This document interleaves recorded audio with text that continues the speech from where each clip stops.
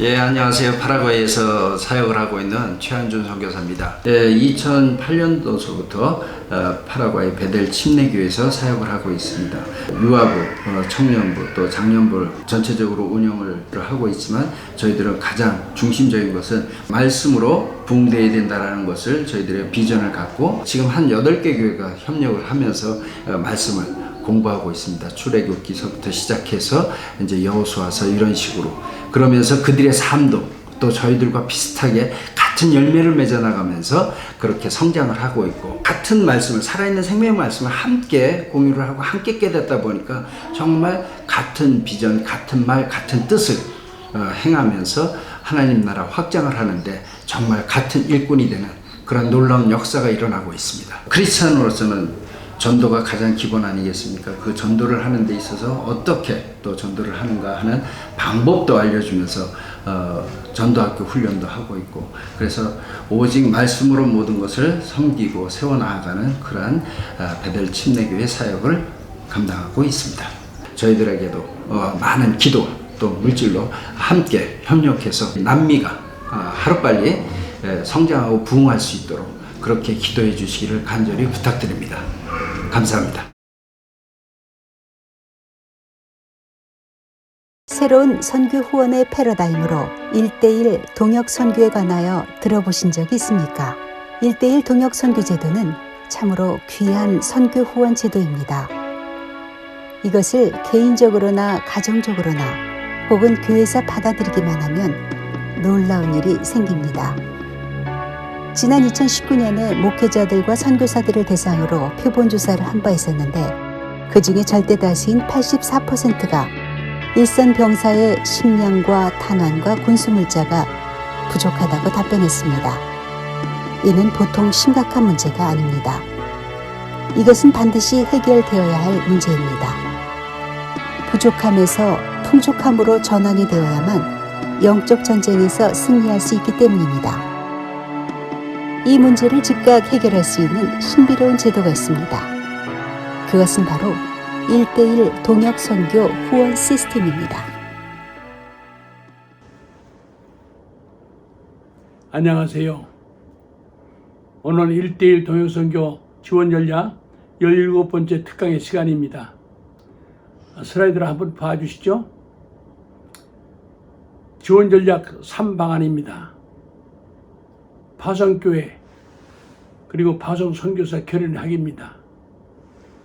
우리 한민족에게 하나님께서 특별한 은혜를 베풀어 주셔서 이 세상 많은 나라 가운데서 하나님의 선교 소위 미소데이의 선두 그룹으로 다른 박질할 수 있게 하시면 큰 영광이 아닐 수가 없습니다. 서구 기독교 문명권에 있는 나라들이 예컨대 영국, 독일, 네덜란드, 불란서, 이태리와 미국, 호주, 카나다 등 기독교 역사상 앞서가는 나라들과 어깨를 나란히 하고 있지만 어떤 면에서는 선두 그룹에 속해 있음을 자랑스럽게 여깁니다. 예컨대 미국 다음으로 2019년 지난해 말에 171개 나라에 28,039명이라는 두 번째로 많은 선교사를 파송한 나라가 되었다는 사실입니다. 서구권 사람들은 선교사를 파송할 적에 대부분의 경우 교단 혹은 선교단체를 통해서 선교사를 파송하는 것을 원칙으로 합니다. 우리나라에서도 선교 역사를 보면 마찬가지로 그와 같이 교단에서 선교사를 파송했습니다. 일제 식민지 하에서도 처음으로 중국 산동성에 선교사를 파송하게 하시고 당시 언어와 문화가 본토와 아주 전혀 다른 제주도 퀘르파토라고 불렀는데요. 이기풍 선교사를 파송하였을 때에 조선 기독교 교단에서 하였습니다. 그 후 1945년 8월 8일로 해방 후에 1955년 최초의 태국 선교사로 최찬영 선교사를 파송할 때에도 교단과 영록교회가 연합으로 하였습니다. 지금도 마찬가지지만 그렇지 못한 경우가 선교부흥이 일어나면서 생겼습니다. 1974년 빌리그레암 목사님이 주강사가 되어서 활동한 여의도 110만 명이라고 하는 엄청난 그 한국 전도대회를 비롯해서 1980년대 이후에 한국교회의 선교부흥이 아주 크게 일어났습니다. 특히 2010년 제3차 로잔 세계 선교복음화대회 이후에 김중건 목사님이 인도한 CCC 한국대학 선교회죠. 저들의 가슴 뜨거운 선교부흥의 역사가 일어나게 되었을 때에, 그리고 수많은 열정적인 한국 선교사들이 본국과 미국 등 이민지에서 자비량하고 선교지로 떠나면서 우리 한국교회 선교사의 새로운 장이 쓰여지게 되었습니다. 여기에서 문제가 되는 것은 28,039명이라는 선교사 중에 약 50%에 해당되는 선교사에게 파송교회가 없다는 사실입니다. 그 중에는 당초에 파송교회가 있었던 분들도 있지만 여러 가지 사정으로 교단에서 파송교회와의 인연이 끊어진 케이스도 있고, 또 처음으로 파송교회 없이 자비량하고 일선에 파송된 분들도 있습니다. 문제는 그분들의 대부분이 파송교회가 있었으면 하는 소원들이 있다는 사실입니다. 그러한 소원은 단순한 희망사항이 아니라 간절한 그런 소원이기에 그분들을 대할 때, 그분들의 요청을 들을 때 안타까운 마음이 없지 않아 있습니다.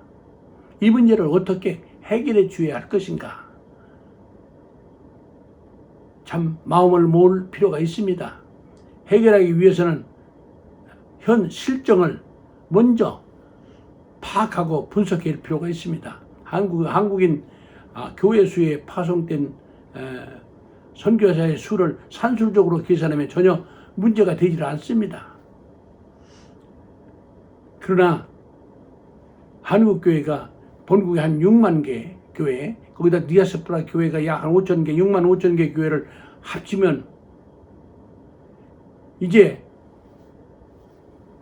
파송교회를 원하는 분들의 숫자는 약 2만 8천 명의 한 50%, 그러니까 14,000명만이 파송교회가 필요로 하는 것인데, 어렵지 않게 산술적으로는 이렇게 한 명씩 아답트 해줄 그런 계산이 나오는 것입니다. 그러나 교단, 교파의 높은 장벽에 따른 규정들의 문제를 비롯해서 85%라고 하는 한국교회가 소형교회라는 사실을 감안하면 문제가 아닐 수가 없습니다.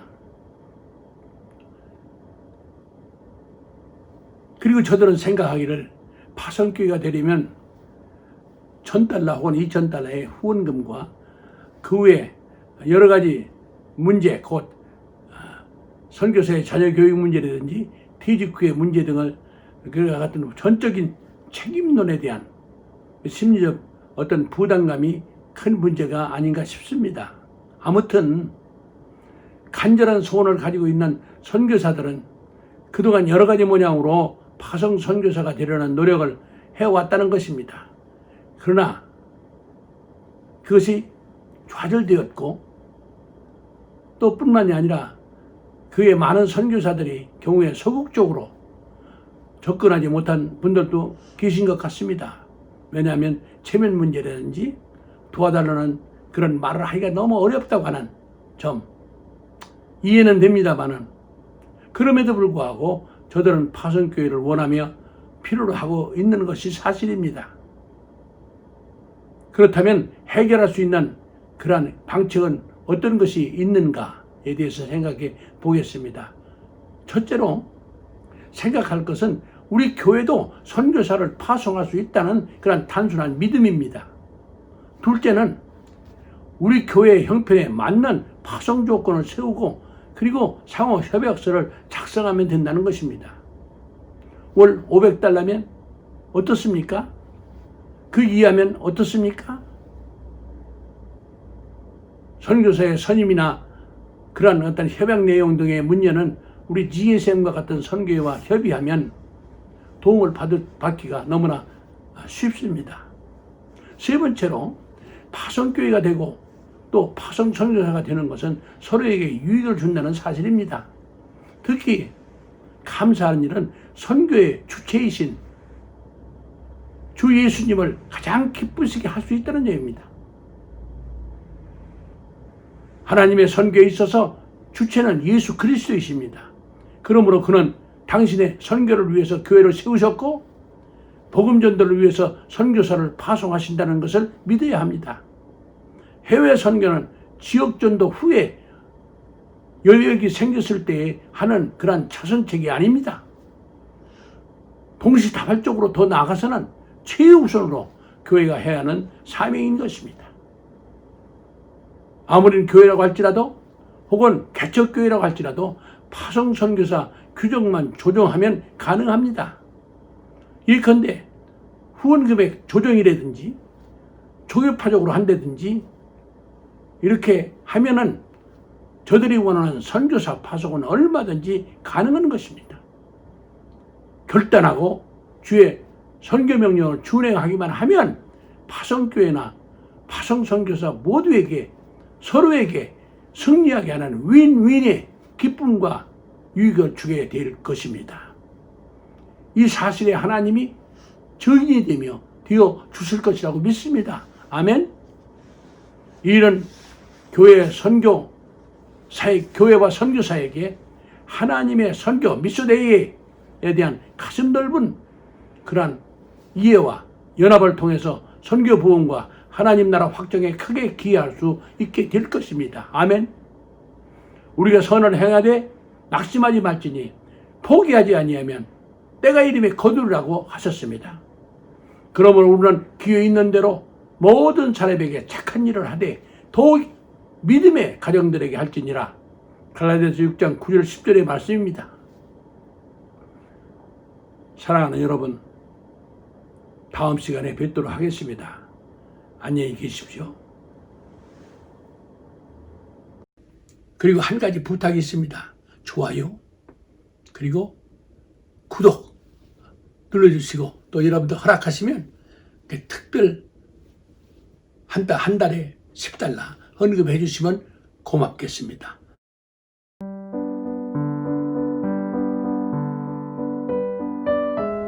성령의 감동하심으로 매월 단돈 $10를 후원해 줄 수는 없을런지요. 1년간 후원해 주시면 후방 선교사가 되실 수 있습니다. 감사합니다.